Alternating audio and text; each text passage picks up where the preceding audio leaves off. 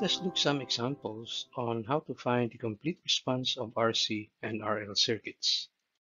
In this example, we have a switch that can select between points A and B. The problem states that the switch has been in position A for a long time, and therefore we can say that the circuit is in a steady state. And then at that time, t equals 0, that switch transfers to position B. Here we are asked to determine what is the voltage across the capacitor for t greater than 0, meaning the voltage after the switch is transferred to B. And then we're also required to know what is that voltage at t equals 1 and 4 seconds after the switch is transferred. For B, we're required to plot for the voltage of the capacitor before and after the switch is transferred.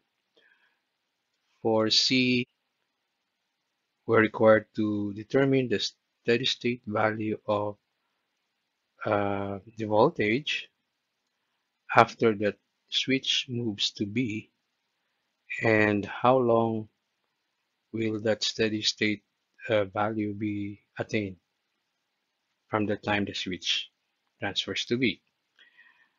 And lastly, we are to determine the voltage across the resistor 4 kilo ohms as a function of time after the switch moves to B. Here is our circuit from the time the switch is transferred to B. So it is a series RC circuit where we have indicated the current, the direction, and the voltage across the resistance V sub R. Since this is a series RC, we can use the equation that we have derived for a series RC circuit. So this is the equation where V sub S is 30 volts, RC is 2 seconds, V sub naught is the voltage across the capacitor at time t equals 0, and that voltage should be equal to the voltage of the capacitor prior to the transfer of that switch, written in this manner. How do we get the voltage before the switch transfers to B? Well, we have to look at the as part of the circuit before the switch transferred. So that part of the circuit involving the capacitor is this circuit.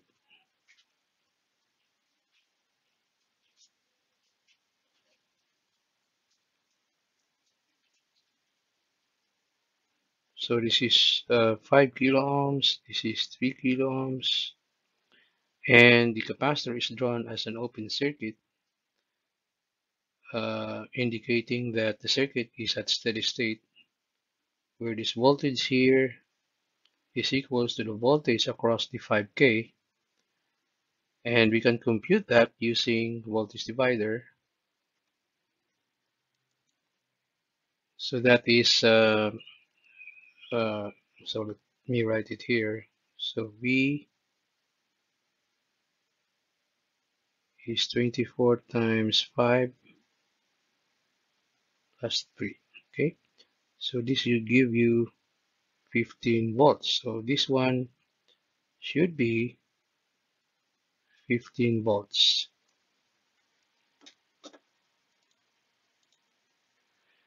Now that we have the initial voltage of the capacitor, we can proceed in using this. So plugging the values here, we will get this, and finally the equation for the voltage across the capacitor. So take note that this equation is applicable for time between 0 and infinity. Now that we have the equation for the voltage across the capacitor, we can get that voltage at t equals 1 and 4 seconds, and that should give us these values. We can also plot that voltage before and after the switch is transferred. So before the transfer, the voltage is a constant because the circuit is at steady state, and then the switch is transferred at time t equals 0.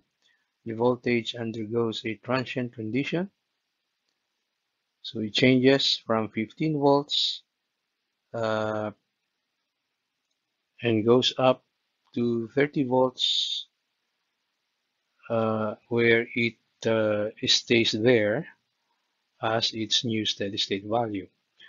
We also observe that the voltage is increasing fast initially, and that rate of increase slowly decreases as time increases. So the new steady state for the voltage across the capacitor is 30 volts, so it is written as V at time infinity. To get to that voltage requires approximately 5 RC if the capacitor has no initial voltage.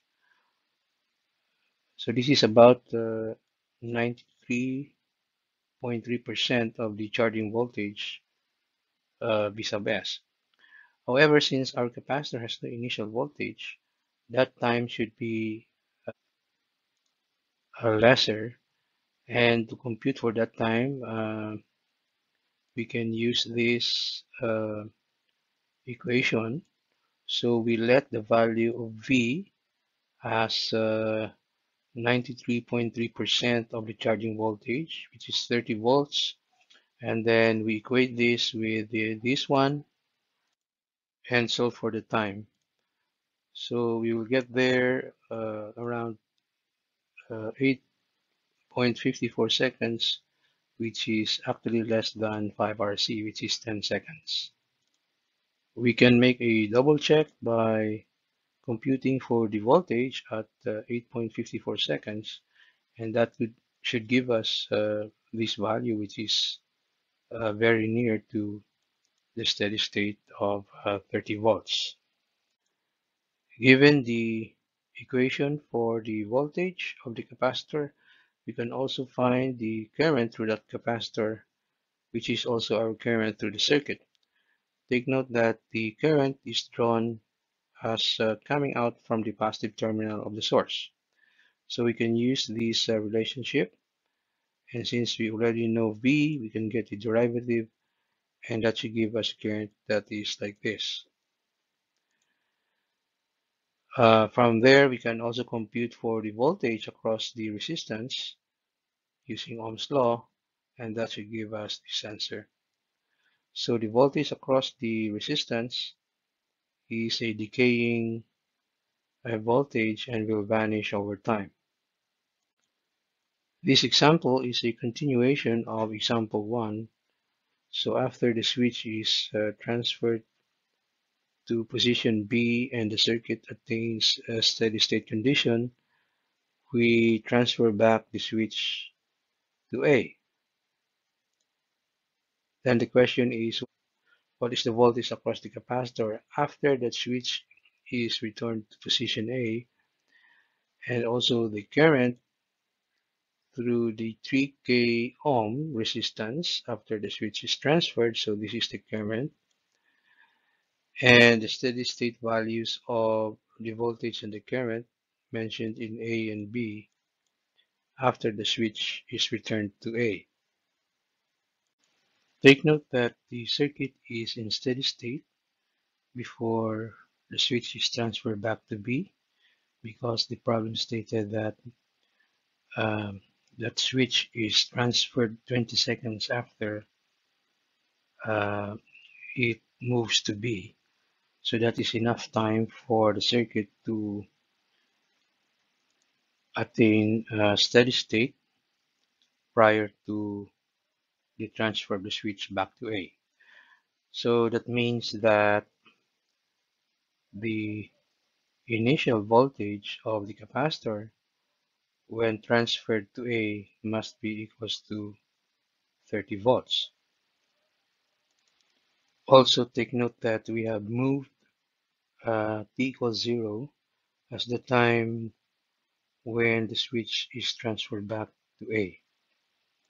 So to solve for V, uh, we notice that the circuit is not a series RL or series RC circuit uh, where we can apply the formula for the voltage across the capacitor.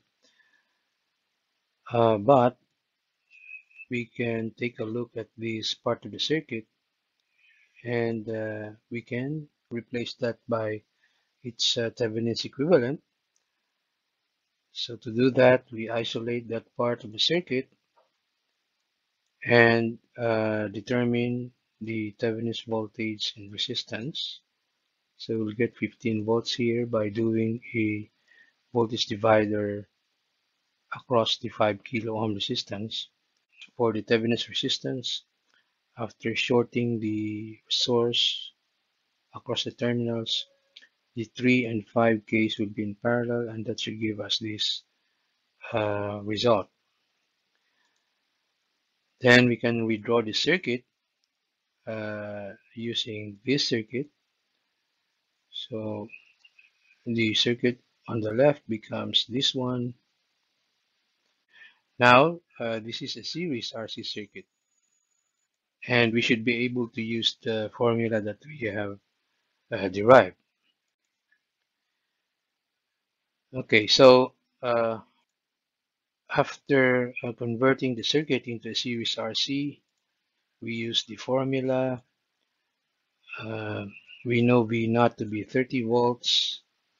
So plugging in the rest of the values, that should give us an equation for V that is like this. And take note that um, this voltage is good for T between 0 and infinity, where again T equals 0 is the time when we transfer the switch back to A. Also note that I have computed for the new steady state voltage of the capacitor, and that should give me 15. So by letting T here equals infinity, I should be able to get the new steady state of the capacitor voltage.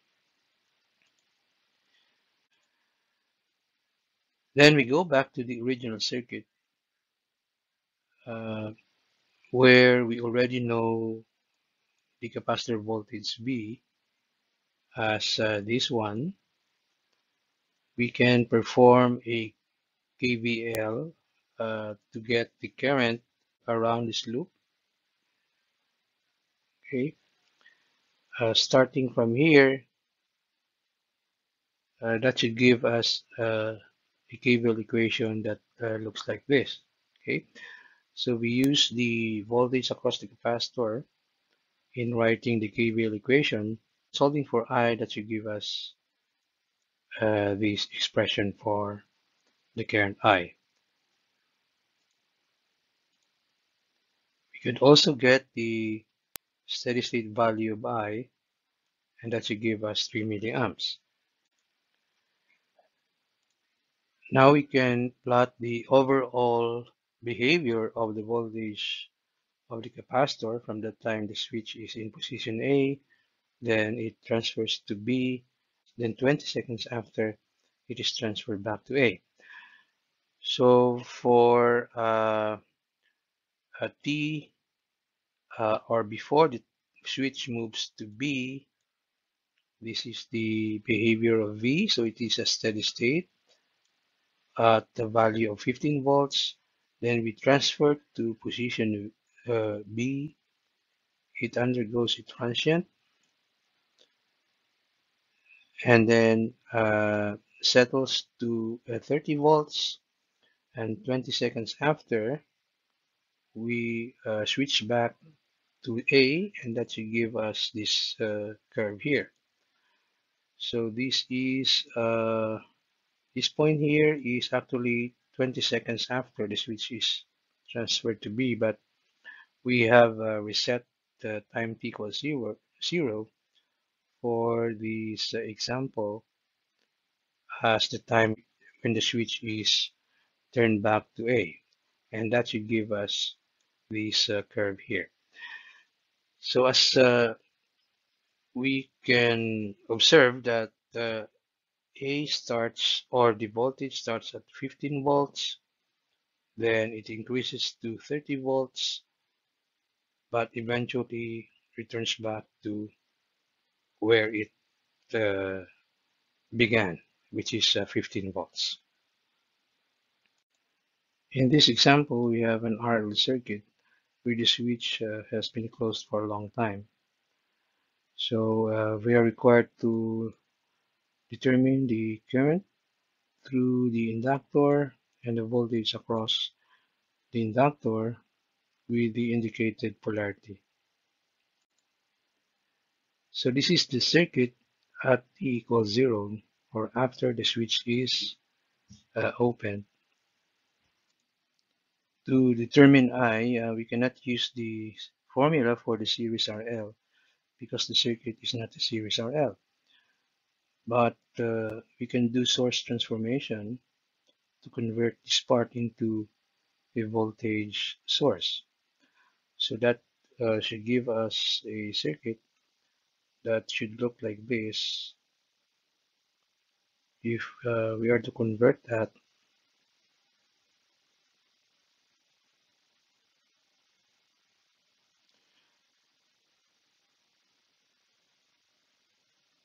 So here it should be 10 ohms, while this one should be 90 volts.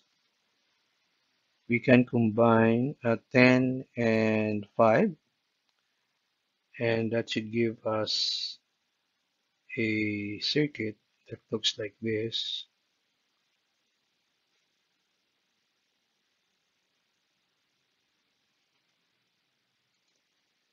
which is now a pure series RL. So this should be 15 ohms and this should be 90 volts. Now we can apply the equation for uh, the series RL. So using this circuit, we now compute for the current. So this is the current here.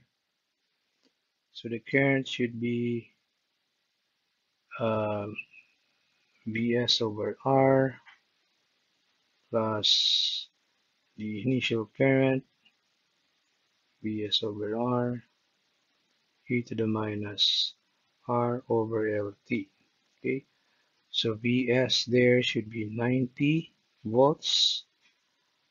Uh, well, R should be 15 ohms and L is 1.5 henries. But what is I naught? So that is the initial current through the inductor before the switch is open. So we go back to the circuit before the switch is open. So this is the circuit. So this is I think 5 ohms, and the switch is closed. Okay, this is 10 ohms and this is 9 amperes. Now this is at steady state, so therefore the inductor is a short circuit, and that would mean that if we could ignore the 5 ohms as well as the 10 ohms. So that means the current here at steady state, which is our